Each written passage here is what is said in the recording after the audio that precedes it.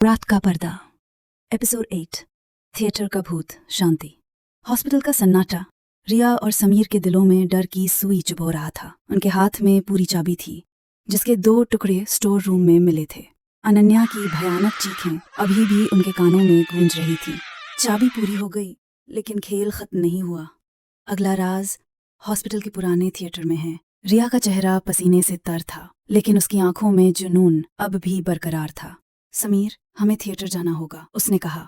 समीर ने विरोध किया। रिया, ये साए हमें मार डालेंगे। लेकिन रिया ने उसका हाथ पकड़ा और बोली, हम अब बहुत दूर आ चुके हैं, पीछे नहीं हट सकते। गलियारा अंधेरा और ठंडा था। दीवारों पर खून के धब्बे अब और साफ दिख रहे थे, जैसे वो ताज़ा हों। हर कदम पर फर्श चरमराता और हवा में फुसफुसाहट गूंज रही थी। एक पुराने साइन बोर्ड पर लिखा था, थिएटर 3री मंजिल।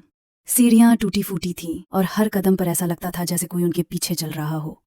रिया ने चाबी को कसकर पकड़ा। उसकी धातु की ठंडक उसकी हथेली में सिहरन पैदा कर रही थी। थिएटर का दरवाज़ा भारी लकड़ी का था जिस पर गहरे नाखूनों के निशान थे।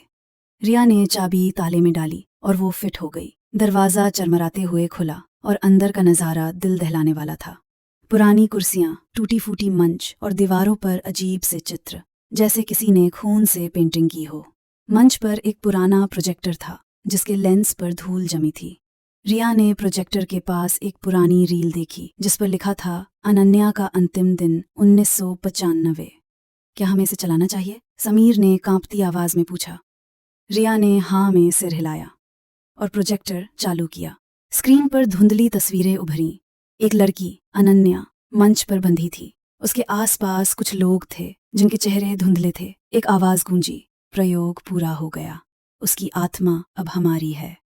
अनन्या की चीखें वीडियो में गूंज रही थी और अचानक स्क्रीन काली हो गई। तभी थिएटर में एक ठंडी हवा का झोंका आया और अनन्या का साया मंच पर प्रकट हुआ। उसका चेहरा सड़ा हुआ था और आंखें खून से लाल। तुमने मेरा सच देख लिया, उसने कहा। अब तुम मेरे साथ मंच पर रहोगे। साई ने रिया की ओर कदम बढ़ाया और थिएटर की कुर्सियां हिलने लगीं। समीर ने चीखते हुए कुर्सी साई पर फेंकी लेकिन वो आर पार हो गई। रिया ने मंच पर एक पुराना बॉक्स देखा और उसे खोला। अंदर एक पुराना दर्पण था जिसका कांच टूटा हुआ था।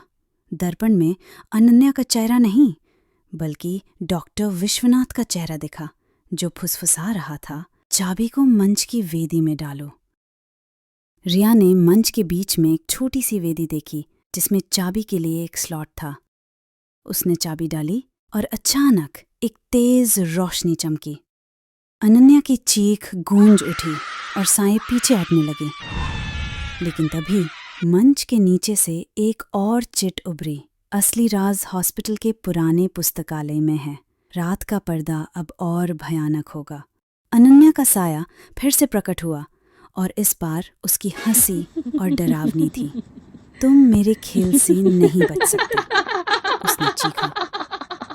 रिया और समीर मंच से कूदे और दरवाजे की ओर भागे, लेकिन साए उनके पीछे थे। क्या वो पुस्तकालय तक पहुंच पाएंगे या रात का पर्दा उन्हें हमेशा के लिए निगल लेगा? अगला एपिसोड, पुस्तकालय का श्राप।